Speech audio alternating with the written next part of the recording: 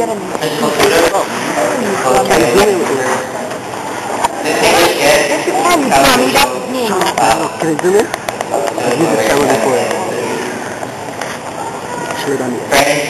relatives, parents, family members, teachers and staff, good afternoon. We are gathered here today in what is the school gym, but to many people this is called sacred ground. That means for this is a place of significance to which nothing in the world will compare. For that, many reasons exist. For some, literally, because it is. We are gathered here to celebrate our Catholic Day and to offer the sacrifice of the Mass. Most notably in 2003 to mark the beatification of Mother Teresa. Last April to commemorate the 20th anniversary of our school, and every year to honor multiculturalism with our International Day Mass. For members of our Titan sports team, however, they feel the most close relation to this place, especially the members of the senior boys basketball team, many of who are graduating today. Can you not move forward? Of course, because this is a place where countless hours of hard work and dedication were spent, and those hours have led them to numerous achievements, including this year's quadruple A Austin Championship. For us to graduate in 2006, this place is called sacred because this is where we close a chapter in our lives, and this is where we begin the next. Across from the guidance office and along the cafeteria side of the atrium, we walk by the faces and the names of the people who have come and gone before us. We notice names that sound familiar, and we recognize the people that come back to this school community. Some as parents and students, most as visitors, a few as teachers, but all as friends. Ask the people that come back why they did to MP, and you are sure to get various answers, all of which could be summed up into one genuine statement. Mother Teresa, MP, is a great school. Stop that. Let's laugh already.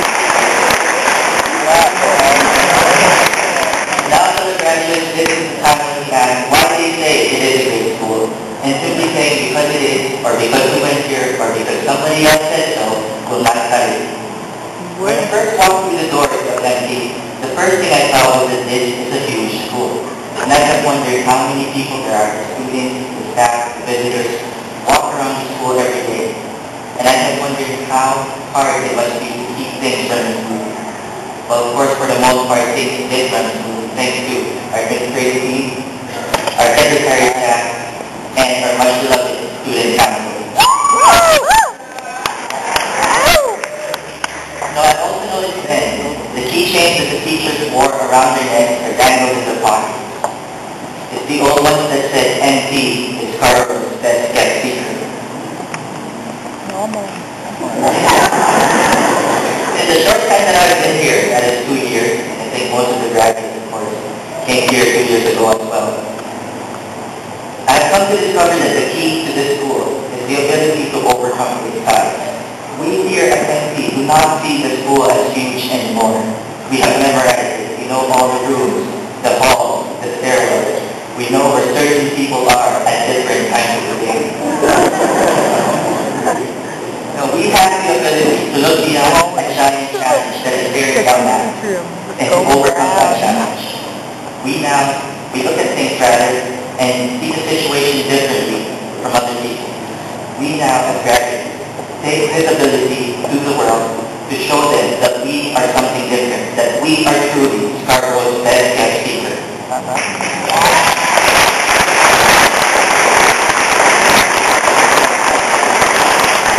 No, we are seekers, yes, but we are hidden in the shadows of a community that has been branded by outsiders as dangerous, even deadly. Yet we have also seen, heard of, and lived up the efforts to minimize and end the violence and keep our community a place where people come together and stand up as one.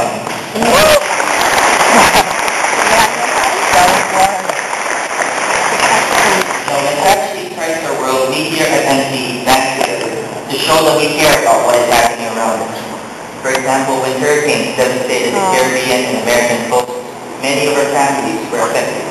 But we came together to raise funds, to collect food and clothing, to send messages of hope, and to pray for God's grace upon those affected. When the tsunami of 2004 struck South Asia, again, many of our families were affected. But again, we came together and mustered as much as we could to help.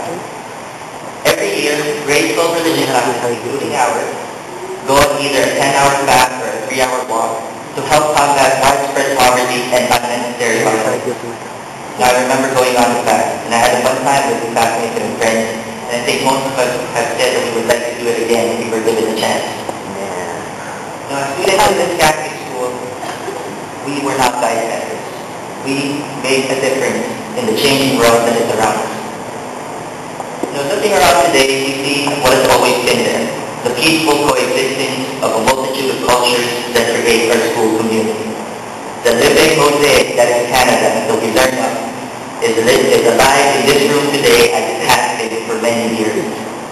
And we celebrate this mosaic with our annual International Day, a day dedicated to the rich cultures that are represented in our school's population. Other schools may have multicultural days, international shows, and whatnot, but OTFC has one full day, one that, as I said, starts off with a mass and culminates with a night of food, of song, and of dance.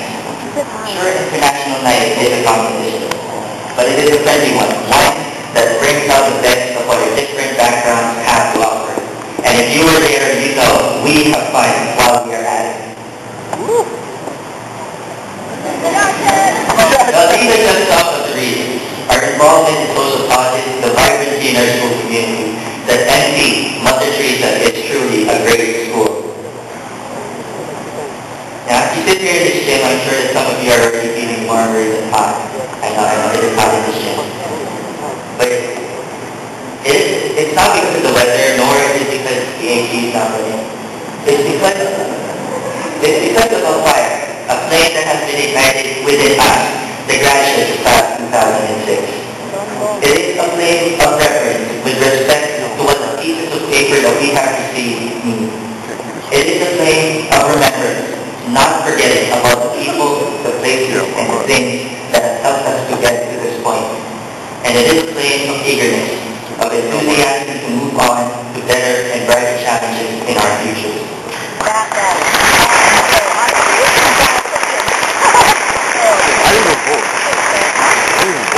In the lengthy opening ceremonies at the 1996 Summer Olympic Games, Canadian Celine Dion performed a song, the words of which I'd like to share with you and dedicate to my fellow graduates.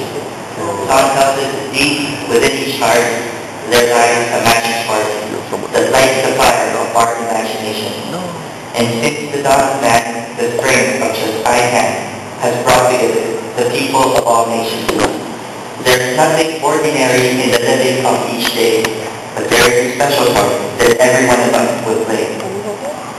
Feel the play forever heard, teaching lessons we must learn, bring us closer to the power of the dream. And as the world gets us its best to stand apart from all the rest, it is the power of the dream that brings us here. Fellow graduates, you now hear your name, one that you have always carried, but now more than ever.